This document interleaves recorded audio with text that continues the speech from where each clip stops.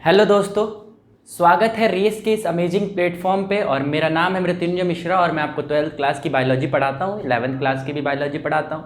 एक लेक्चर में हमारी मुलाकात आपसे हो चुकी है। हम पढ़ रहे हैं रिप्रोडक्शन इन ऑर्गेनिज्म, और रिप्रोडक्शन इन ऑर्गेनिज्म का बेसिक इंट्रोडक्शन लेक्चर 1 आपको मिल चुका होगा, जिसमें हमने एक ऑर्गेनिज्म की रिप्रोडक्शन की बात की थी कि लाइफ स्पैन होती है, जिसको हम बर्थ टू नेचुरल डेथ की जब हम बात करते हैं तो उसको हम लाइफ स्पैन कहते हैं। लाइफ स्पैन यानी जीवन अवधि कहते हैं। उसी जीवन अवधि में एक ऑर्गेनिज्म रिप्रोड्यूस करता है, और रिप्रोडक्शन का क्या फ़ायदा है कि उसका जनरेशन आगे बढ़ता रहे, उसका जनरेशन आगे बढ़ता रहे। और इस इकोसिस्टम में हर एक स्पीसीज़ का अपना अपना महत्व है, अपना अपना महत्व है। तो ये बात हमने बताई थी आपको रिप्रोडक्शन में।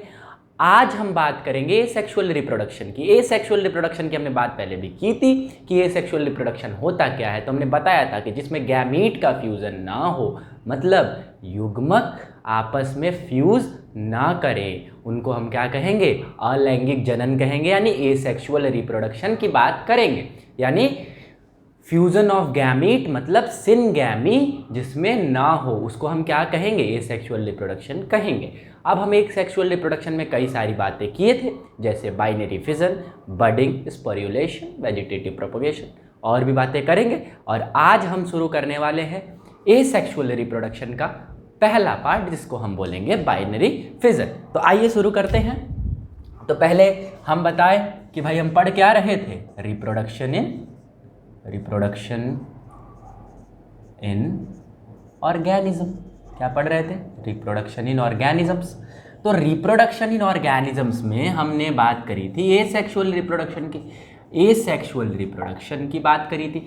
एसेक्सुअल रिप्रोडक्शन की बात करी थी तो हमने क्या देखा था कि पहला हमने जो देखा था वो देखा था बाइनरी फिजन की बात करी थी। किसकी बात करी थी? बाइनरी फिजन की बात करी थी। तो हम बात करेंगे बाइनरी फिजन की बात करेंगे, ठीक है। तो ये बाइनरी फिजन होता क्या है? बाइनरी फिजन होता क्या है, ये बात आप समझ लीजिए।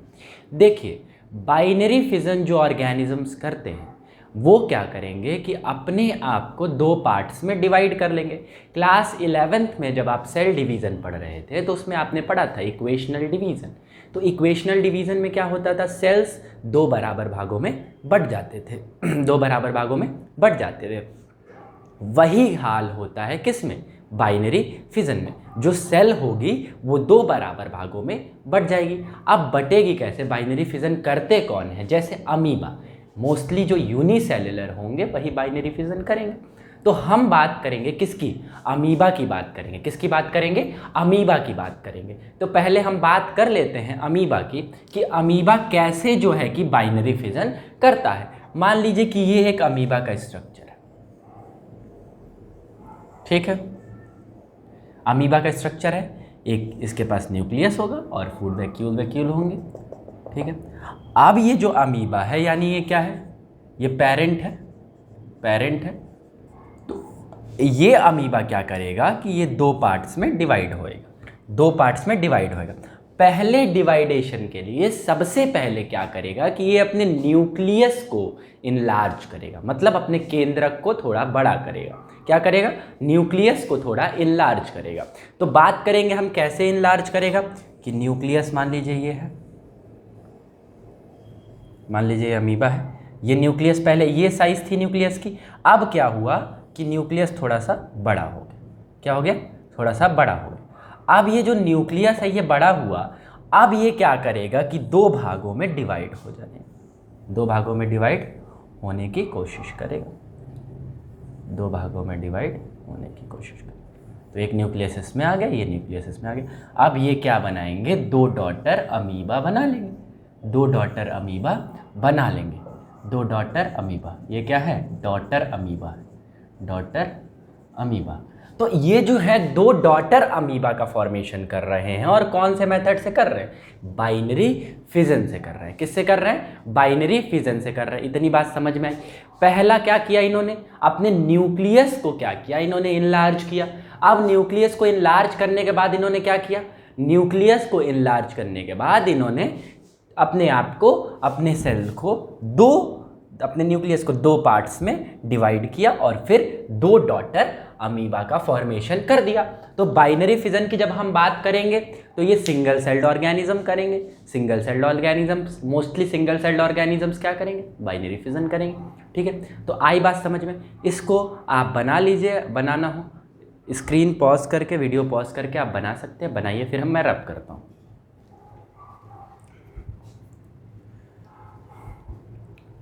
ठीक है, तो आप लोग नोट कर चुके होंगे स्क्रीन पॉज करके। तो अब हम इसको रब करते हैं थोड़ा सा, फिर और बात करते हैं बाइनरी फिजन के बारे में। तो बाइनरी फिजन कौन कौन से ऑर्गेनिज्म करते हैं? पहला तो हमने देख लिया अमीबा करते हैं, कुछ मोनेरन्स करते हैं। क्या करते हैं? कुछ मोनेरन्स क्या करते हैं? Binary fission. अब मोनेरन्स क्या है? मोनेरन्स मतलब बैक्टीरिया है। पैरामीशियम मोनेरा नहीं है, लेकिन वो भी बाइनरी फिजन करता है, बाइनरी फिजन करता है। आई बात समझ में? तो अब हम बात करेंगे बाइनरी फिजन के मैकेनिज्म की। मैकेनिज्म आप समझ चुके हो, बस एक बार और सुन लो कि मैकेनिज्म होता क्या है। मैकेनिज्म का मतलब होता है, मैकेनिज्म का क्या मतलब होता है? मैकेनिज्म का मतलब होता है कि मैकेनिज्म क्या होगा, मैकेनिज्म क्या होगा बाइनरी फिजन का, ये समझो। देखो भाई, एक तो पेरेंट सेल होगी, एक पेरेंट सेल होगी। वो पेरेंट सेल क्या करेगी कि 2 डॉटर न्यूक्लियाई में इक्वली डिवाइड करेगी, इक्वली डिवाइड करेगी, जैसा कि माइटोसिस में होता था। हम पढ़े थे जब माइटोसिस, तो माइटोसिस में होता था, क्लास 11th आप सभी पढ़ के आए हो, तो आपको पता होगा कि क्या होता था माइटोसिस में। माइटोसिस में क्या होता था कि जो प्लॉइडी है वो चेंज नहीं होती थी, तो यानी इक्वली डिवाइड करते थे सेल्स। वही होता था, वही होता है बाइनरी फिजन में, यानी सेल्स जो है वो इक्वली डिवाइड करेंगे और 2 डॉटर न्यूक्लियाई का फॉर्मेशन करेंगे, 2 डॉटर न्यूक्लियाई का फॉर्मेशन करेंगे। आई बात समझ में? अब एक तरीके से आप कह सकते हो कि सर ये इमॉर्टल है। बिल्कुल इमॉर्टल हो सकते हैं, इमॉर्टल हम इनको कह सकते हैं। कैसे? कि जो डॉटर न्यूक्लियाई है वो किससे बन रहा है? पेरेंट न्यूक्लियाई से बन रहा है। लेकिन पेरेंट न्यूक्लियाई कहाँ गया? पेरेंट न्यूक्लियाई तो बचा नहीं। जैसे बाकी सारे रिप्रोडक्शन के मेथड्स में पेरेंट्स तो बच जाते हैं, हाँ भाई ये पेरेंट है, इन्होंने प्रोड्यूस किया एक नया ऑर्गेनिज्म, लेकिन जो हमारा बाइनरी फिजन होता है उसमें पेरेंट नहीं दिखता, पेरेंट नहीं दिखता। अब पेरेंट नहीं दिखने का क्या मतलब है? ये सीधे डॉटर में चेंज होते हैं और वही पेरेंट जो है वो डॉटर में चेंज होता है, यानी वो 2 नए सेल्स का फॉर्मेशन कर दिया और फिर वो 2 नए का करेंगे, वो 2 4 का करेंगे, 4 8 का करेंगे, ऐसे डिवीज़न होता जाता है, ऐसे डिवीज़न होता जाता है। तो हम इनको इमॉर्टल कंसीडर कर सकते हैं। इतनी बात समझ में आई? ये हो गया मैकेनिज्म। क्या हो गया? मैकेनिज्म हो गया। अब हम बात करेंगे बाइनरी फिजन्स कितने टाइप के हैं। ठीक है, अब किस बेसिस पे बात करेंगे? ऑन द डिवीजन ऑफ, किस एक्सिस पे डिवाइड कर रहे हैं। ठीक है, किस एक्सिस पे वो डिवीजन कर रहे हैं सेल्स का, किस एक्सिस पे फिजन कर रहे हैं। आई बात समझ में? तो लिखते हैं, देखते हैं कितने टाइप्स के हैं, कितने टाइप्स के हैं। तो पहला टाइप्स हमने देख लिया सिंपल बाइनरी फिजन। क्या देखा? Simple binary fission. क्या देखा? Simple binary fission. अब ये सिंपल बाइनरी फिजन क्या है?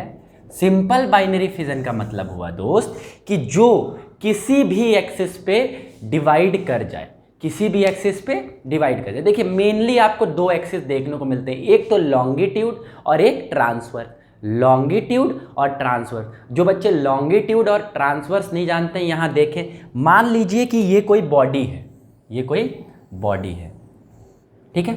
अब इसको हम ऐसे डिवाइड कर रहे हैं, ऐसे डिवाइड कर रहे हैं, तो ये कौन सी एक्सिस हुई?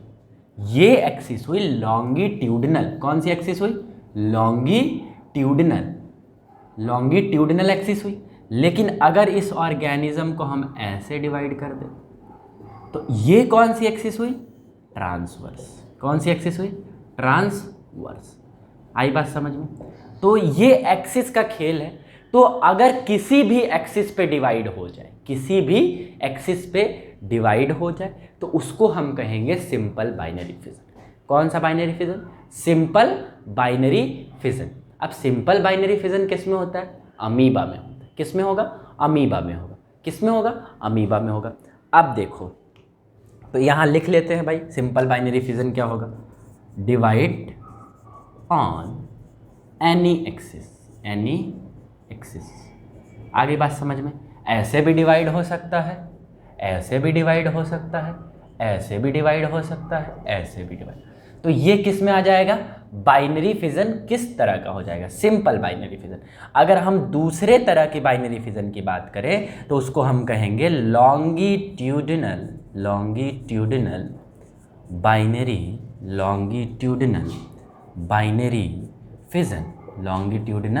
Binary fission. अब ये लॉन्गिट्यूडिनल बाइनरी फिजन क्या है? जो ऑर्गेनिज्म लॉन्गिट्यूडिनल एक्सिस पे डिवाइड करे उनको हम क्या कहेंगे? लॉन्गिट्यूडिनल बाइनरी फिजन कर रहे हैं, लॉन्गिट्यूडिनल बाइनरी फिजन कर रहे हैं। अब लॉन्गिट्यूडिनल बाइनरी फिजन कौन करेंगे? यूग्लिना करेगा, यूग्लिना, पैरामीशियम। ये कैसा करेंगे? लॉन्गिट्यूडिनल। यूग्लिना कुछ ऐसा होता है देखने में, ठीक है, कुछ ऐसा होता है, ठीक है, तो ऐसा यूग्लिना होता है। तो यूग्लिना ऐसा होता है तो ये कैसे डिवाइड करेगा? ऐसे डिवाइड करेगा। तो अब यहाँ हम लिखेंगे क्या? Divide on longitudinal axis. ये बात समझ में आ गई? नोट कर लीजिए इसको, लॉन्गिट्यूडिनल एक्सिस, ठीक है। अब देखिए लास्ट हम देखेंगे, क्या देखेंगे? एक तरह का और बाइनरी फिजन रह गया है जिसको हम क्या कहते हैं? Transverse binary fission. क्या कहते हैं? Transverse binary fission. क्या कहते हैं? Transverse binary fission. तो यहाँ देखिए ट्रांसवर्स बाइनरी फिजन। अब ये क्या है? जो ट्रांसवर्स एक्सिस पे डिवाइड करे उसको हम क्या कहेंगे? Transverse binary fission. मतलब division occurs on plane of fission. क्या है? प्लेन ऑफ फिजन ट्रांसवर्स है। ट्रांसवर्स कौन सा फिजन है? ये वाला ट्रांसवर्स, ठीक है। तो ये कुछ बैक्टीरिया करते हैं। कौन करता है? बैक्टीरिया। आई बात समझ में? तो यहाँ पे कहानी बाइनरी फिजन की ख़त्म होती है। अब हम बात करेंगे बडिंग की। बैक्टीरिया भी करते हैं, पैरामीशियम्स करते हैं, पैरामीशियम वो क्या कहते हैं, ट्रांसवर्स बाइनरी फिजन करता है, लॉन्गिट्यूडिनल बाइनरी फिजन नहीं करता है। लॉन्गिट्यूडिनल बाइनरी फिजन यूग्लिना करता है, ठीक। तो बाइनरी फिजन की बात खत्म हो गई। अब हम बात करेंगे किसकी? बडिंग की बात करेंगे। किसकी बात करेंगे? बडिंग की बात करेंगे। तो आइए भाई बडिंग की शुरुआत करते हैं। किसकी? बडिंग की। तो ये बडिंग क्या है? बडिंग मतलब फॉर्मेशन ऑफ बड। अब ऑर्गेनिज्म के ऊपर एक बड का फॉर्मेशन हो जाए तो उसको हम क्या कहेंगे? बडिंग कहें, ठीक है। तो एक बड अगर ऑर्गेनिज्म के ऊपर अराइज हो रहा है और उससे एक नया ऑर्गेनिज्म बन रहा है तो उसको हम क्या कहते हैं? उसको हम बडिंग कहते हैं, उसको हम बडिंग कंसीडर करते हैं। आई बात समझ में? तो ये सिंगल सेल्ड ऑर्गेनिजम्स में होता है। जैसे किस में होगा? लाइक ईस्ट में होगा। किस में होगा? ईस्ट में होगा। मान लीजिए कि ये ईस्ट की एक सेल है, एक ईस्ट की सेल है।